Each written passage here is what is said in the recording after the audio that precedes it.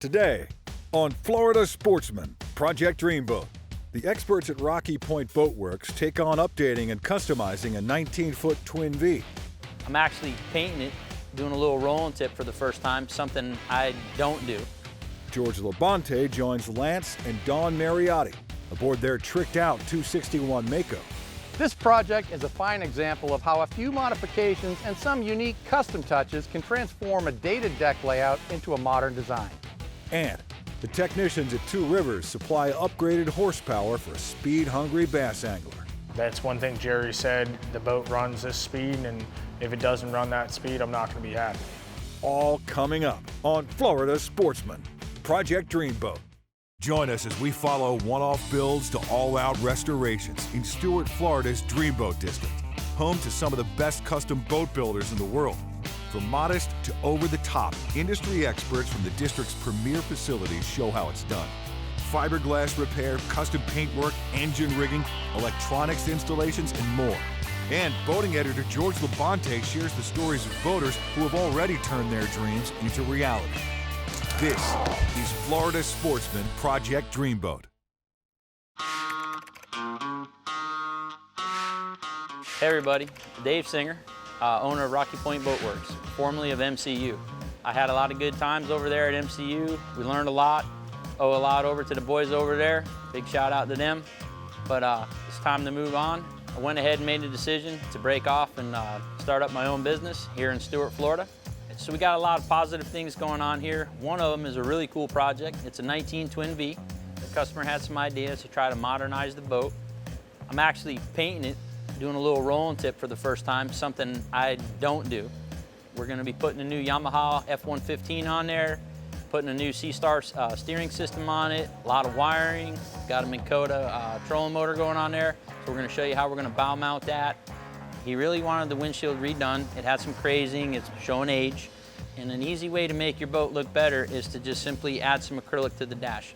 So we're able to put together a pretty darn good plan, and it's a pretty nice little build. I'm pretty excited.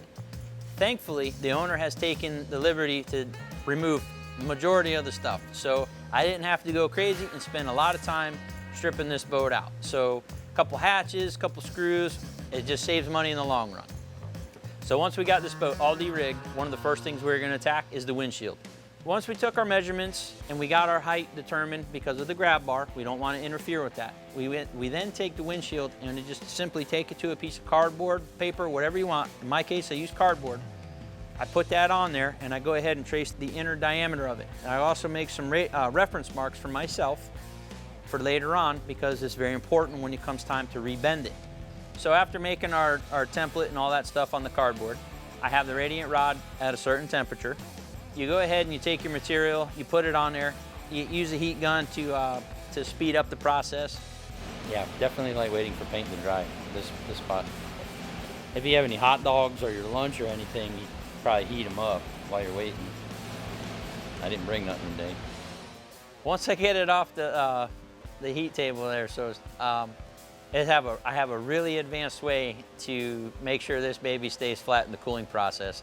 I use some old batteries and make sure that it's super flat, so when I do transfer it to the new material to router out and do my stuff, makes it a little easier on me. So I repeat that same process on the other side, and now I got a nice flat piece that I'm ready to put down on the new material, transfer it, and move on from there. Now I'm gonna make it taller. So you kinda gotta pay attention to your angles, because once you start bending things, you have kickback and setback and all this other angles and a lot of geometry involved. You gotta accommodate for that. It might end right at the bend, so we'd have to maybe add to our wing so we can have a little bit more meat up top so it looks good to the eye. It's not like gonna affect the performance of it, it's just we're looking for aesthetics. Once I did that, drew it out, took a good look, it looked good to me, we're gonna move on, jigsaw it out, router it, etc. Once that's done, we're gonna go ahead and we're gonna sand it. And that's a process we work up through certain grits. Once that's all done, we bring it to the buffer and we work our way and we buff and polish it. What I like to use, I got a couple different rouges. The brown rouge helps take out deep scratches from the sanding process. Once you work that a little bit, you move on over to your White Rouge, and the White Rouge is a finishing compound. It finalizes it, gives it that really nice shiny gloss, and it makes it look like I never even cut, sanded it, or did anything. You just can't tell. And then we go ahead and start our heating procedure, getting ready to do the bend. Again, I don't want to give away all my secrets, but it goes by feel again. It's all in the hip. I kind of got a mental count of how long I'm doing this, and you want to cycle how long you have one face down to the rod, and then you flip it again, and then you might see me work the heat gun in there just to keep the heat consistent on the backside. Once I feel that the plastic is ready to go, I'm going to take that off the table there, and I'm going to bring it over to my old template, and I'm going to go ahead and I'm going to hand form that to where the old radius was, and I have my other set marks in there from the old mounting marks and everything like that.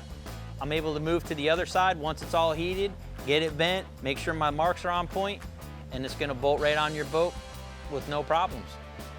I think it's a major improvement. It looks good. It doesn't look odd. It fits the boat right. I got it at the right height to the grab bar. You still be able to get your hands under there without hitting the windshield. I think the customer is going to be very happy. When we come back, George LaBonte joins Dreamboat owners Lance and Dawn Mariotti aboard their 261 Mako in this week's One Man's Dreamboat segment. This segment brought to you by Two Rivers Boatworks. Exceptional design, quality, and craftsmanship. Dreaming of transforming your boat into the envy of the fleet? The experts at Two Rivers Boatworks are dedicated to customizing your boat to your specific needs and personality. Specializing in fiberglass and composites repair, professional painting, systems installation, and more. Founded by boating enthusiasts, we understand the enjoyment of being on the water, offering exceptional design, craftsmanship, and quality, so you can spend more time on the water than dreaming about it. Visit our facility in Stuart, Florida, and turn your boating dreams into reality. Welcome back to Florida Sportsman Project Dreamboat. Join us for this week's One Man's Dreamboat segment with Florida Sportsman boating editor George LaBonte as we feature anglers who have already launched their dream. Florida Sportsman began these features 30 years ago, and the dreams just keep getting better. These days, you've probably noticed a trend in boat designs that effectively incorporates both fishing features and family-friendly comfort features into a single platform. This floor plan was not so popular 25 years ago. However, that doesn't mean you can't modify a boat from that era to take advantage of today's more practical designs. Join us today in the nation's oldest city, where we spend the day exploring with Lance and Dawn Mariotti aboard their fully restored 1992 Mako 261. We found the boat in Micanopy. It was an eBay purchase. We then turned around, brought the boat home, and I knew it needed a transom. Cosmetically, it really didn't need much else other than some TLC. We got into the transom, realized it was rotten, stringers were okay. Once we pulled the transom apart, we then decided to go ahead and enclose the transom and add a bracket. Once that arrived, that's when the monster reared its head, and I think more beer did more damage to the boat than we did. We decided to rebuild the bilge area for larger access so we can get inside and work on it. Tried to figure out where to put a bait well. Didn't like the one on the factory floor, so we then turned around and built a new leaning post with the bait well installed. Of course, then the old consoles were low and the electronics were hard to see, so then the console was rebuilt, raised up to where the electronics were at eye level. This project is a fine example of how a few modifications and some unique custom touches can transform a dated deck layout into a modern design. The dive door was interesting. I've got a friend, Jim Craig, who owns Cracker Boatworks. He is the one that actually started doing the door with us. He did the engineering on it for the opening angles and the trajectory for it to open inside completely. The door is as thick as that hull side, and that hull has been reinforced about 6 foot in each direction. So the hull in that position there from stringer up to the cap is about 3 inches thick. But it was a work in progress, and it was a learning curve involved because we could not find anywhere where someone had done it previously. The addition of the Armstrong ladder, which is mounted flushed into the hull. So we built a fiberglass box, installed into the hull, and then that ladder actually screws into once it's inserted into the hull.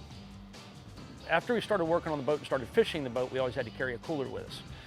Didn't like to have to carry the cooler down the dock at the conch house, so we took the boat back in this past winter and installed a cooler in the transom. It's quite large. Just to test it, we did buy enough beer to fill it, and it carried 163 cans. So I don't know what that equates to quart-wise, but it carries about 60 pounds of ice if needed. So with the bracket, we've got a flat platform that we could actually install the Rodan trolling motor on a shuttle slide, keep that centered on the bracket when it's in storage, and to deploy it, simply slide the motor out on the shuttle slide, deploy it, because when we fish, we've always fished stern into the drift to where we can keep the motors in reverse and the boat stays true to drift instead of worrying with the bow being pushed in the wind. Essentially, our port corner becomes the bow of the boat. The taco rub rail that we chose, I liked because of the ease of installation, where it is actually an insert into the rub rail and you're not screwing through a solid piece of stainless. We also installed the LED taco navigation lights in the rub rail itself. Amazing how bright those are. Very happy we did that and got rid of the clutter in the deck. Up in the bow of the boat where the factory Mako seats were at, we left those in. Of course, my wife likes to cruise when we go on vacation and cruise to the sandbar. And I didn't want to do just the standard drop-in backrest that you see manufacturers doing. So I found some hinges. They're actually tabletop supports that are made by Southco. We took those, I embedded a box in each gunnel side, and with that, we actually made cushions that are part of the combing bolsters. And then when the combing bolsters need to be backrest, they simply pop forward and lock into place. We take a lot of people out on the boat for like a lot of fun and good times, and everybody needs to have a comfortable place to sit. I didn't actually ask for the pop-out backrest, I just asked for a backrest. And then he, of course, likes everything clean and designed on the boat, so that's when he started searching for the hinges to make them pop in and out. Dawn's influence certainly made the boat much more family-friendly and practical for everyone, which isn't a coincidence. Our boat is basically an extension of our lifestyle.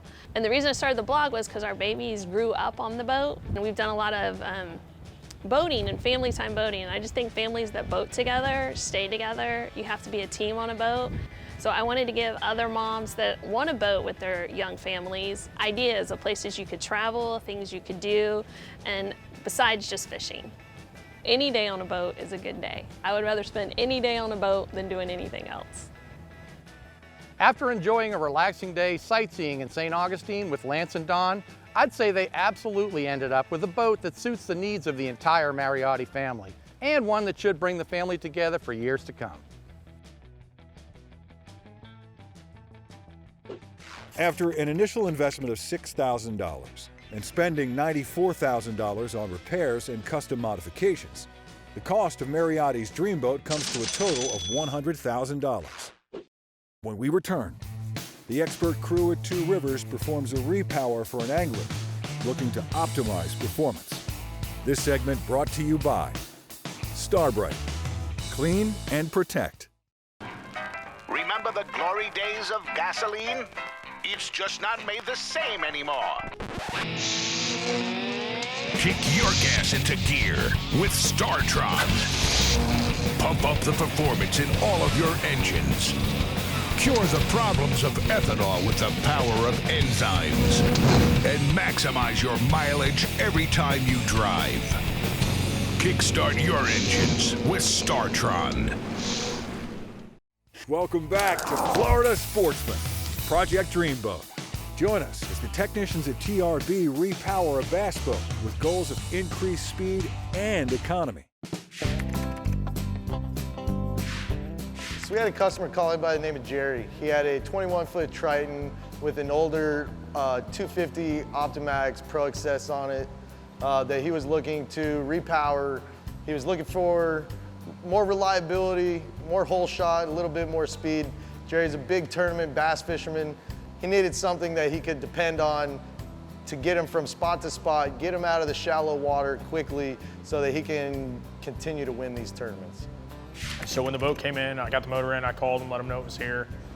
He dropped it off and told us he expected to pick it up the next day, which if you've ever met him, he's probably one of the best customers you want to have, funniest, which is, you know, kind of what I like. I like people that are like that, very outgoing, it's that way or no way.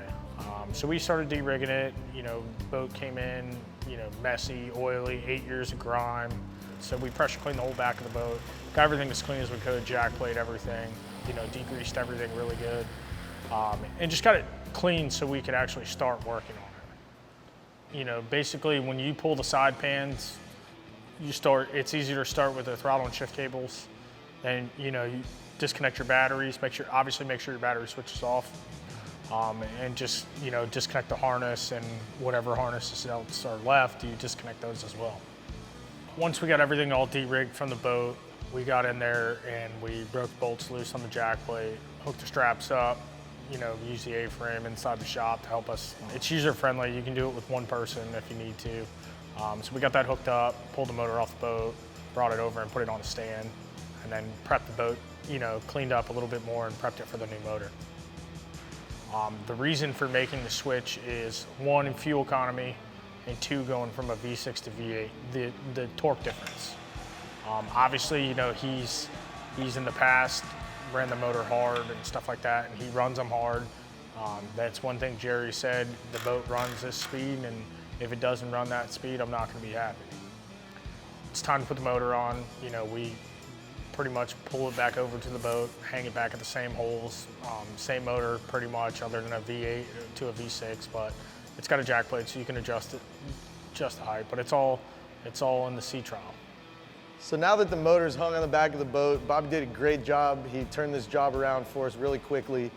We want to get the boat in the water and do some testing of it. We want to get some props on the boat, try different props out. Jerry was very specific in the fact that he wanted a very quick hole shot, so we need to get the right prop on the boat to make sure that Jerry's going to be happy at the end of it. When we return, the professionals at Rocky Point Boatworks roll out some fresh paint on the Twin Vee project. This segment brought to you by Yamaha. Reliability starts here. An entirely new species of extreme predator is moving offshore. The Yamaha 5.6-liter V8 XTO offshore outboard. Extreme big block thrust and power in the industry's first direct injection 4-stroke. Quiet, efficient, powerful, and proven Yamaha reliability. More than an outboard, it's a fully integrated power system. The all-new Yamaha V8 XTO Offshore. Welcome back to Florida Sportsman, Project Dreamboat. Join us as the experts at Rocky Point Boatworks make easy work of rolling on a fresh coat of paint onto the Twin Vee project. Hey, welcome back to Rocky Point Boatworks. So we got this 19-foot Twin Vee all stripped out, and the windshield's all done. We're moving along. We're knocking some stuff out on this project. The owner brought in the paint. It's supposed to be super easy. Roll it on, couple coats, out the door. The owner wasn't looking to paint the whole boat, just the hull sides. So we had to go ahead and put a little thought into where we're gonna break the paint so it would look aesthetically pleasing. If you know me in real life, not TV time here, I am not really good with stuff that's sticky. I'm sticker deficient, or whatever you want to call it. I hate taping stuff off. I have a hard time making straight lines, so it took me a little longer. So it said 220 or Scotch-Brite, scuff it up a little bit, and just went over it and made sure everything looked good. I'm just cleaning it with a little acetone. Get any grease, wax, anything like that off. You can use Wipeout, but this works fine, dries good. Getting any dust off. We blew it off a second ago. So we're getting ready to roll some primer, and this is a little bit new to me, so I had to read some instructions. All right, so after reading the instructions, it says if it's hot out, which it is, it's very humid, they recommend for a brush or roll application, it should be thinned 5 to 10% with Total Boat Special Brushing Thinner 100. So we got to figure out how much we're going to use on this here boat. I am truly out of my element. I am not a painter. I think we'll do 10 ounces. I think that should be enough. Maybe we'll go 12. So we went ahead and stirred this product up because it says do not shake. Back when I was a young kid, we used to churn our own butter, so I'm trying to use those techniques I learned on the farm. It's really helping out. Getting a nice whipped effect here. We went ahead and got everything mixed up according to the directions, put it in a paint tray, used the 4-inch foam roller, started rolling. My Uncle Ray I used to paint with him. That's where I learned my rolling skills. Never thought I'd be doing it on a boat. They said not to exceed 3 millimeter, which I don't think I did. So we got it on though. It wasn't a big deal. Very easy as advertised. So after it's dried, we went ahead and we had to give it a quick little sand because we want to make it really smooth. I made sure I didn't try to take too much material off. I want a good bonding surface.